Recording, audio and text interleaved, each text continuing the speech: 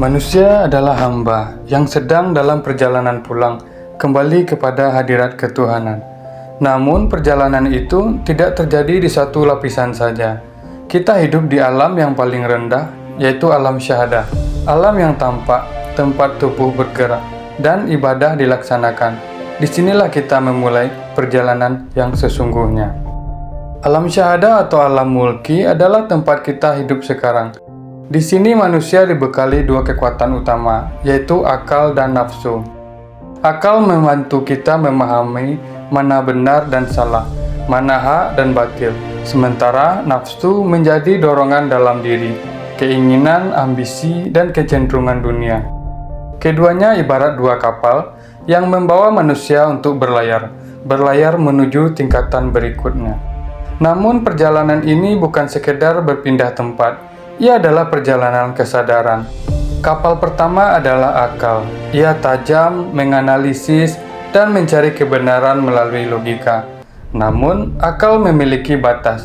Ia hanya mampu menjangkau yang bisa dipikirkan saja, bukan yang harus dirasakan. Kapal yang kedua adalah nafsu. Ia penuh tenaga, mendorong manusia untuk bergerak, tetapi seringkali menarik ke bawah. Nafsu tertarik pada dunia, kenikmatan, kekuasaan, dan ego. Selama nafsu belum disucikan, ia menjadi beban dalam perjalanan. Dalam perjalanan ini, manusia akan sampai pada sebuah batas, yang oleh para ahli tasawuf disebut sebagai ambang menuju alam malakut. Alam malakut bukan tempat fisik, tetapi alam makna, alam batin, di mana hakikat mulai tersingkap. Disinilah dua kapal itu diuji.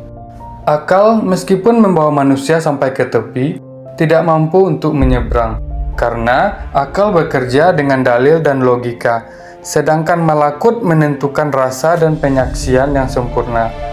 Akal hanya bisa mengetahui, tetapi akal tidak mampu menyaksikan. Sementara nafsu bukan tidak sampai ke tepi, ia tenggelam dalam arus keinginan karena berat oleh keterikatan dunia. Di titik ini menjadi jelas, bukan semua yang membawa kita berjalan untuk mampu membawa kita sampai. Lalu siapa yang bisa menyeberang? Jawabannya adalah kolbu atau hati. Dalam ilmu tasawuf, hati adalah pusat kesadaran. Ia bukan sekedar perasaan, tetapi tempat turunnya cahaya. Ketika hati hidup, ia mampu memahami tanpa kata, melihat tanpa mata, dan mengenal tanpa perantara. Namun hati tidak otomatis bersih. Ia harus disucikan melalui taubat, zikir, sabar, dan keikhlasan. Ketika hati menjadi jernih, ia berubah menjadi jalan. Pada akhirnya, perjalanan menuju malakut bukan tentang kecepatan, tetapi tentang kejernihan. Akal tetap dibutuhkan, nafsu tetap harus dikendalikan. Namun yang memimpin adalah hati, karena di balik batas akal dan nafsu, terdapat satu jalan yang halus. Jalan yang hanya bisa dilalui oleh hati yang hidup.